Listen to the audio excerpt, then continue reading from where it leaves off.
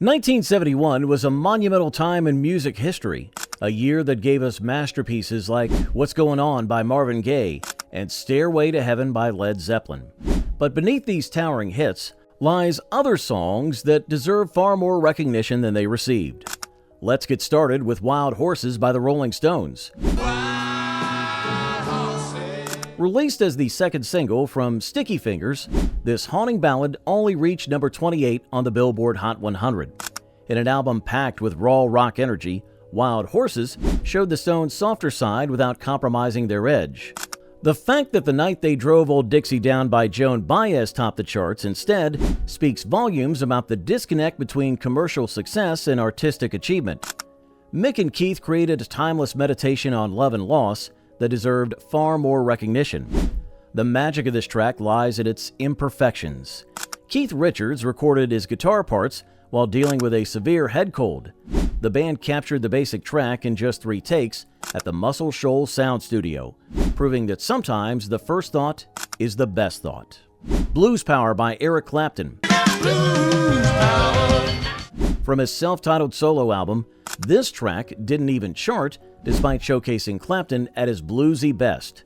Released the same year that Chickaboom by Daddy Dewdrop made the top 10, this oversight demonstrates how far commercial taste had strayed from authentic blues rock. Clapton's guitar work on this track represents everything missing from today's processed digital guitar sounds. The track was co-written with Leon Russell in just 30 minutes during a lunch break. They captured the basic track in 2 takes, with Clapton playing through a borrowed amplifier because his had been stolen the night before. What is Life by George Harrison. While My Sweet Lord rightfully dominated the charts, Harrison's second single from All Things Must Pass somehow peaked at a modest number 10. This cosmic exploration of love and purpose showcased Harrison's genius for combining spiritual themes with irresistible hooks. The injustice becomes even more apparent when you consider that the Osmonds' sugary One Bad Apple occupied the top spot, while this masterpiece struggled to find its audience. The recording sessions for What Is Life reveal the spontaneous magic that's missing from today's overproduced hits. Harrison captured the iconic guitar riff in a single take at 3 a.m. The brass section was recorded in a single session, with Harrison directing the players through elaborate hand signals because the talkback system had failed. Life on Mars by David Bowie. Life on Mars. In an era when authenticity ruled, Bowie dared to be different with this theatrical masterpiece that somehow failed to chart in the U.S. The piano-driven epic tells us a real story of a disappointed moviegoer. The fact that Me and You and a Dog Named Boo by Lobo reached number 5, while this sophisticated composition languished in obscurity, tells you everything wrong with commercial radio's priorities in 1971. The song's origin story perfectly encapsulates the creative spirit of the era. Bowie wrote it as a response to Frank Sinatra's My Way after being asked to write English lyrics for the original French song Comme d'habitude. When his lyrics were rejected, he channeled his frustration into creating something entirely new. The complex chord sequence was inspired by Bowie's limited piano playing abilities. I Feel the Earth Move by Carole King. Feel the earth move. This raw, powerful opener from Tapestry was relegated to B-side status behind It's Too Late. While it reached number 1 as a double A-side, this song deserved its own spotlight. King's piano-driven energy captured the essence of the California singer-songwriter movement, creating a perfect storm of pop hooks and emotional depth. The fact that she recorded this masterpiece on a well-worn upright piano instead of today's pristinely sampled keyboards tells you everything you need to know about authenticity in music.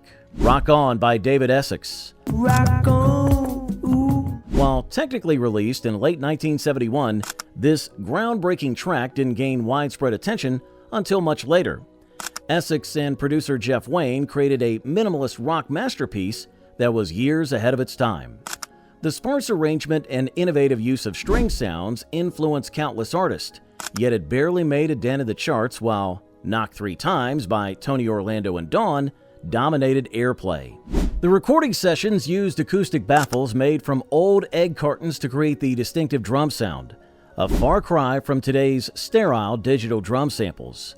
The iconic bass line was recorded through a broken amplifier, proving that sometimes technical problems create magical musical moments. Natural Man by Lou Rawls. The natural man. This soul masterpiece barely cracked the top 40, peaking at number 17. Rawls' velvet voice and impeccable phrasing deserve better than being overshadowed by novelty hits. His collaboration with producer Michael Lloyd created a perfect blend of orchestral soul and gritty R&B that would influence countless artists. The backing vocals were performed by the same group that sang on Elvis Presley's Suspicious Minds. The horn section included members of the Muscle Shoals Horns who played their parts live in the studio. No cut and paste sampling here. Please don't forget to drop your music memories in the comments below, and a reminder to like this video, subscribe, and hit the notification bell so you don't miss another video. Tired of Being Alone by Al Green. So tired of being alone. This soul gem peaked at number 11, marking Green's first hit, but it should have gone all the way. The high record sound he created with producer Willie Mitchell laid the groundwork for dozens of imitators. The fact that Put Your Hand in the Hand by Ocean was climbing the charts while this masterpiece struggled shows how commercial success often favored novelty over substance. Sunshine by Jonathan Edwards. You are my sunshine, my... This fierce anti-establishment anthem peaked at number 4, but deserved to hit number 1 for its raw honesty alone. Edwards' protest against political corruption and societal conformity resonated deeply with audiences, yet somehow Chirpy Chirpy Cheep Cheep by Mac and Katie Kissoon managed to outsell it. The song's message remains relevant today. The version we know almost didn't exist. The original recording was accidentally erased, forcing Edwards to re-record it in a single take. This happy accident captured a rawer, more energetic performance that perfectly matched the song's rebellious spirit. Stay With Me, The Faces. Stay with me. Rod Stewart of the Boys delivered this gritty rocker that only reached number 17 in the UK and didn't even chart in the US. This band of rock titans, including Ron Wood and future Small Faces member Ian McLagan, created a perfect storm of ragged glory that would influence countless rock bands. Yet, Brand New Key by Melanie was skating its way to number 1 instead. The band recorded this track live in the studio after a few pints at the pub. The guitar solo was captured in one take because, as Ronnie Wood later revealed, they'd run out of recording time and couldn't afford another session. Walk Away, James Gang.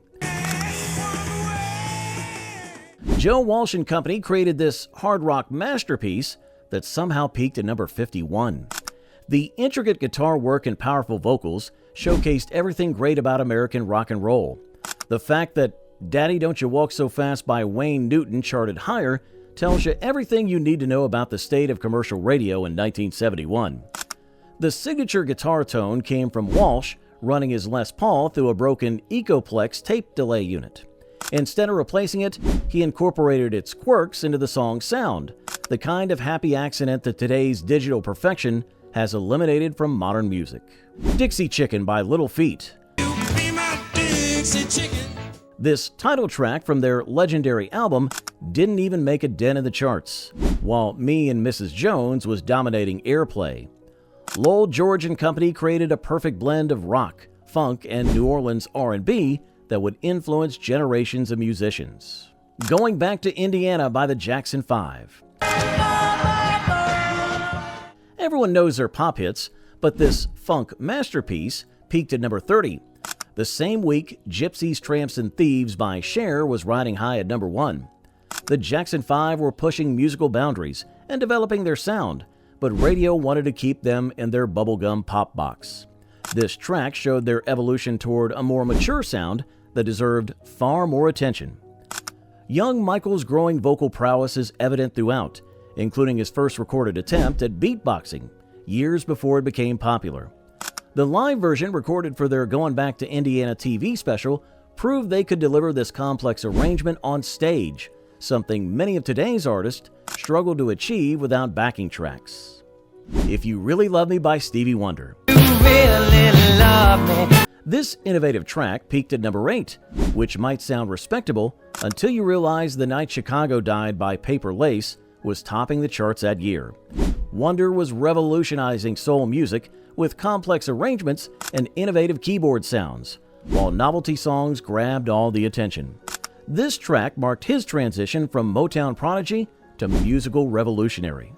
Wonder played every instrument on the initial demo version, laying the groundwork for his legendary self-contained albums of the 70s. The final version featured members of MFSB playing live in the studio. No click tracks, no auto-tune, just pure musicianship.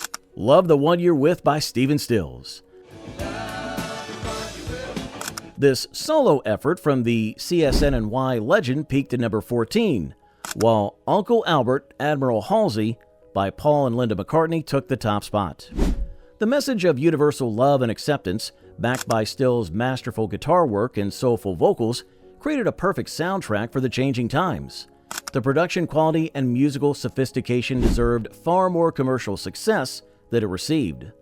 The song's famous chorus was inspired by a phrase often used by musician Billy Preston: "If you can't be with the one you love, love the one you're with." The recording features an all-star cast, including Booker T. Jones and Rita Coolidge, capturing a moment of spontaneous creativity that defined the era. Well, that's it, guys. What forgotten classics from 1971 did we miss? Share your memories in the comments below, and don't forget to subscribe for more deep dives into the golden age of music, when artists actually played instruments and wrote their own songs. Now, that's something worth remembering.